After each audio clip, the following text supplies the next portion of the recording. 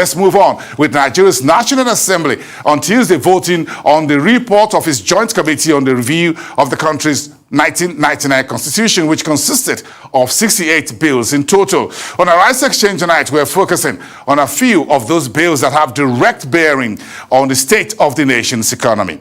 Welcome our guest, Professor Ken Ife, a development economist, live from our Abuja studios into this two-part conversation.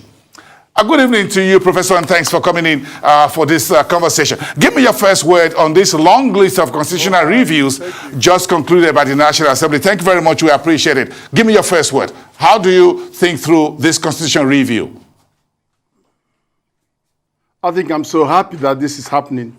We've waited for so long, and to have this National Assembly perform beyond my expectation. And in fact, voting in a how would you describe that? In a non-partisan way and in the best interest of this country. I really appreciate what they have done. And I'm sure we'll have time to look into the details. Yes, well, very impressive in my view. Yes, the details is where we're getting into, because speaking to specifics, what are your views on provisions relating to key economic infrastructure areas such as airports and railways now out of the exclusive list? Well, if you look, how many airports do we have? We have only about 24 airports. South Africa has almost 100 airports. Brazil has 4,000 airports. So we haven't actually started. And so the way to go is just to let the states get in. In the end of the day, many of the states who built airports turned back and asked the president to please get fund to manage it. But the safest way to travel in Nigeria today is just by aviation. And you can see that the fare has doubled. So we need to get more traffic to be able to reduce the cost and scale the business for those airlines. So it's a very good, very, very welcome development. They should open the space. It's like banks. When we open the space in bank, everybody's benefiting.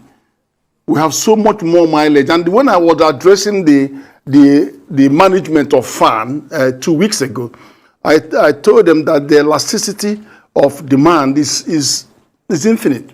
So if they triple the price, the demand far outstrips the supply of airline seats available. So we need to now look at how to affect the supply side. We need to influence the supply side by opening up the space. Do you think with this particular getting airports and railways out of the exclusive list, we'll be able to get those necessary private sector, both local and foreign investors, into this critical part of our transportation infrastructure? Oh, absolutely, without a doubt. If you look at the rail, you see the challenge we are having with, the like of China now, not likely to fund much of the big transport. Many states can do with commuter rails. In fact, 2 or 3 states can come together and interconnect by rail. So we should allow this federal government to deal with national trunk infrastructure, but let the states get in on the interstate, intrastate, and on those commuter rails. Lagos is very, very ripe for those. And so is Abuja. Abuja has designed for line 1, line 2, line 3. They've only done 1 line, I think for line 4. We've only done 1. But the most profitable one is the one that will come from Maraba through Abuja to Kubwa. That could take about 2.5 million passengers in a day going and coming back. So they should open that space for them to get the private sector in, because it's easier for private sector at local projects work with state governments. Not every private sector has the capacity to work with federal government. It has to be the big boys. And even then, they're shying away because of all kinds of problems we're having in the country. But here we are with the National Assembly also granting state government powers to generate, transmit, and distribute electricity. Do you think this is good enough to resolve Nigeria's energy deficiency? No, that's a big step forward to resolve the energy deficiency. The reason is that in 1995 Power Reform Act, it only allowed 1 megawatt domiciliarization in the act.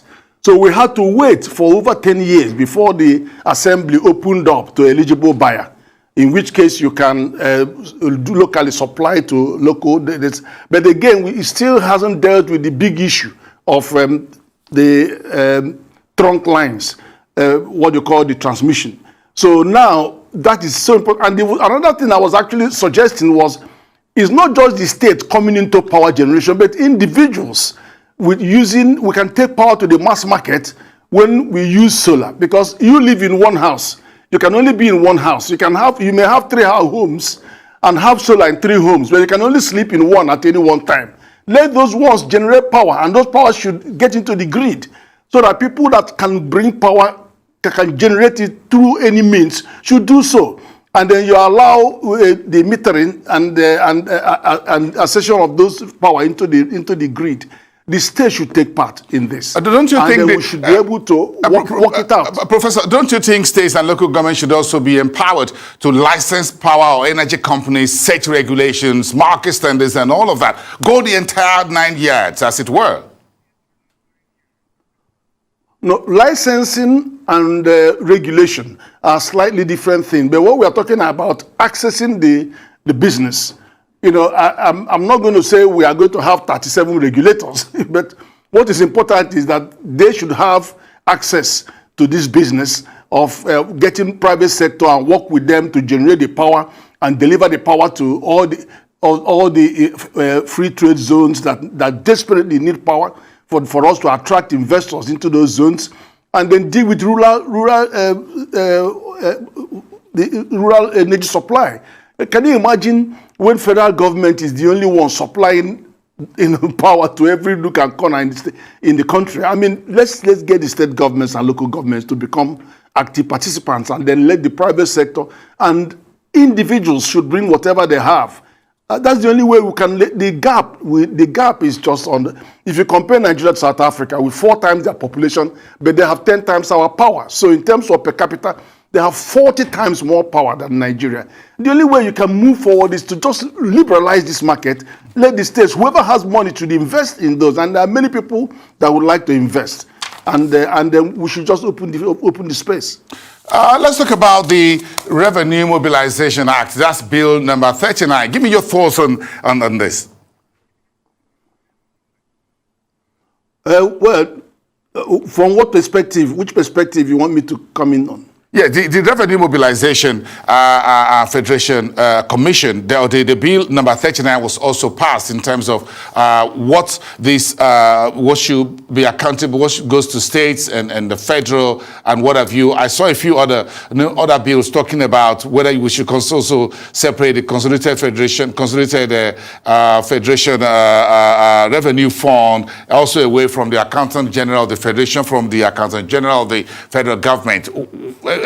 Speak to me on some of this. Oh, okay. Generally, the bills taken together, they're trying to bring in more transparency.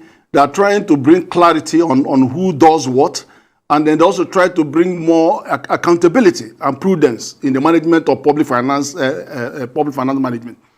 It is very important that they do separate those functions, because sometimes there's confusion on whether the Accountant General is actually acting on behalf of federal government or acting on behalf of the Federation. So I think it's important that they do separate that. And it doesn't take anything away from anybody. It just brings more clarity. Then, so that the interest of the Federation will be adequately tackled when, for example, look at so many litigations going on.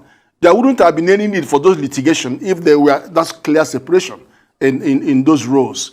And for example, the VAT. Now, the VAT is a very tricky one, because I can't understand why you are going to remit what is already in the concurrent jurisdiction, remit it to the exclusive list, when the interest that the federal government has on the exclusive list was just to receive 15% collection fee. So why would you take the whole thing there? So I think the position should be, let anybody who collects keep the collection fee. If federal government collects what it can collect, it should keep 15%. Let the state keep 15% for collection. And then, of course, the division of the money will still be 85% goes to the state and 15. So I don't think that we should do that. I don't think we should bother about creating more problem in that particular respect. There may be areas where you can say, okay, federal government should collect revenues in its home territories. For example, at the border, because their customs are there, and then at federal institutions, because wherever they are, things that are really federal, so that you don't have states coming to hound federal establishments on collecting tax. But whatever happens is that wherever they collect, they should be entitled to have a collection fee. After all, FIRS is getting collection fee, customs is getting. So what's wrong with the state government collecting collection fee and federal are getting collection fee? So I don't see why it should migrate to an exclusive. We want to bring a lot of things out of its exclusive. Yes. Do you think this constitution review and a few of them that border on the economy, do you think is a very good way stepping forward on how we kick the economy forward, moving into the next phase of our political history, as it were? I think it's very important, because what we are now doing is that we are liberalizing the space. And then secondly, we are beginning to offload what, there's this subsidiarity principle that says whatever you can do at a lower level of governance, then do it there. Don't overburden yourself with something that some other level of government could handle. So it is what we are seeing now is a conscious attempt to begin to engage subnational entities and leveraging their potential to work with the private sector, because MSMEs are the ones that work very closely with things to connect. So we are actually beginning to rebalance the economy in a way that is going to make it more efficient and more productive. Thank you so much, Professor Ken Ife, development economist. We thank you for your time on the program tonight. Do have a wonderful evening.